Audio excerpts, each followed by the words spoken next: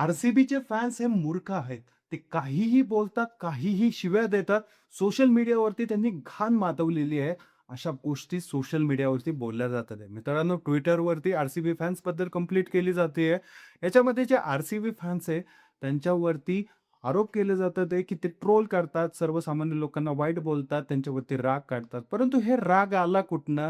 हे ट्रोलिंग आलं कुठनं? मित्रांनो, गेल्या 18 वर्षापासून ज्या गोष्टी आर-सी-बीचे फॅन्स सहन करत आहेत, या सगळ्या गोष्टी आता बाहेर निघालेल्या आहेत गेल्या वर्षीपासून.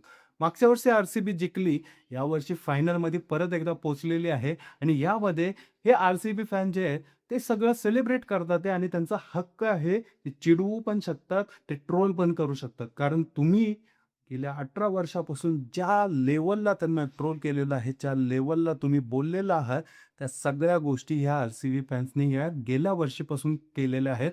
गेल्या वर्षापासून बाहेर काढलेल्या आहेत. काय बोललात त्यांना? "इसाला कप्पू लॉलीपॉपू." अरे शेंबडं पोरगं येऊन बोलून गेलेला हा डायलॉग अक्षरशः हिट करून सोडला तुम्ही. ह्या डायलॉगवरनं तुम्ही त्यांना चिडवतात. एवढंच नव्हे, प्लेयर्सला देखील या डायलॉगवरनं चिडवण्यात आलं. लिटरली प्लेयर्सला, विराट कोहलीपासून ते सगळ्या प्लेयर्सला या डायलॉगमुळे चिडवण्यात आलं. त्यांच्या Instagram माध्यमावरती असेल, त्यांच्या Facebook माध्यमावर असेल, सगळ्या सोशल मीडियावरती त्यांना ट्रोल केलं गेलं, की "इस साला कप्पू लॉलीपॉपू." याचा अर्थ काय होतं? यावर्षी कपच्या ऐवजी तुम्हाला लॉलीपॉप भेटणार.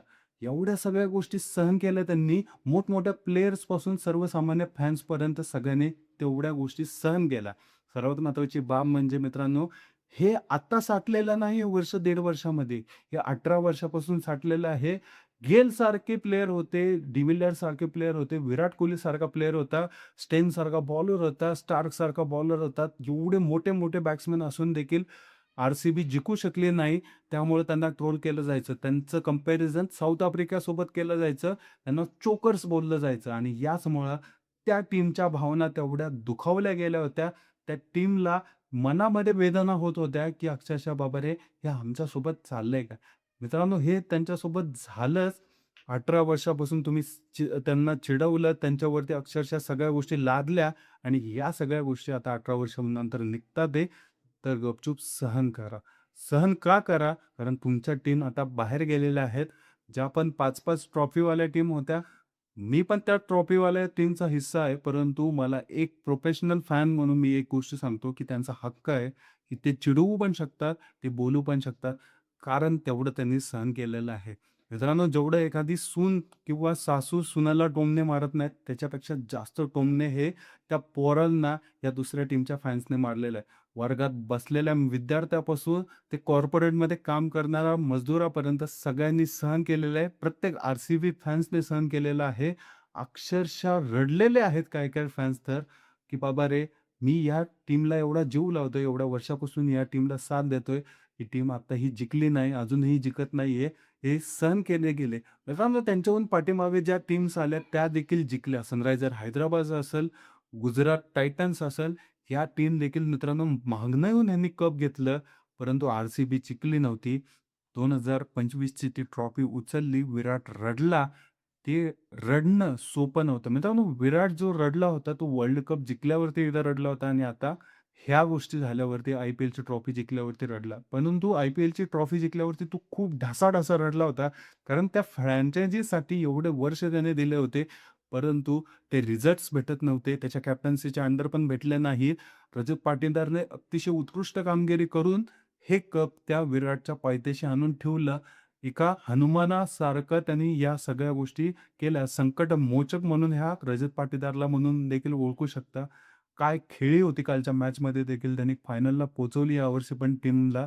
93 रन त्यांनी मारले. सर्वात महत्त्वाची बाब म्हणजे मित्रांनो, एक वेळ आली होती 100 वरती 2 ते 3 विकेट गेले होते. कुठेतरी वाटलं होतं 180-190 वरती स्कोर अडू शकतो. परंतु रजत पाटीदारची उत्तम खेळी आणि या खेळीमुळं पुन्हा एकदा आर-सी-बी फायनलला पोहोचलेली आहे आणि त्यांची टीम डिझर्व्ह करती. ऑलराउंडर व्यवस्थित, बॉलर्स व्यवस्थित आहेत. मित्रांनो, बॅट्समन सगळे व्यवस्थित, प्रोफेशनल खेळतात ते, प्रोफेशनली दिसतात आहे आणि एक मित्र तर मला म्हणला होता, की "आम्ही मागच्या वर्षी जिंकलोय, तर पुढच्या 5 वर्ष जिंकणार." सेकंड टाईम तर फायनलला पोहोचलेले आहेत. नक्कीच मित्रांनो, आय-पी-एलच्या 5 ट्रॉफ्या ही आर-सी-बीची टीम कंटिन्यू 5 वेळा जिंकेल का? हे पण आता वाटतंय. कारण ह्यांना ह्या गोष्टीवरनं पण ट्रोल केलं जातं, की आमच्याकडे 5 ट्रॉफ्या आहेत, तुमच्याकडे 1च आहे, तुमच्याकडे नव्हतीच काय. आधी तर ह्यांना लॉलीपॉप शिवाय ह्यांना तोंडामध्ये देत नव्हते, बोलत नव्हते. यांसारख्या गोष्टी ह्या आर-सी-बीने सहन केलेल्या आहेत, आर-सी-बी फॅन्सने सहन केलेल्या आहेत.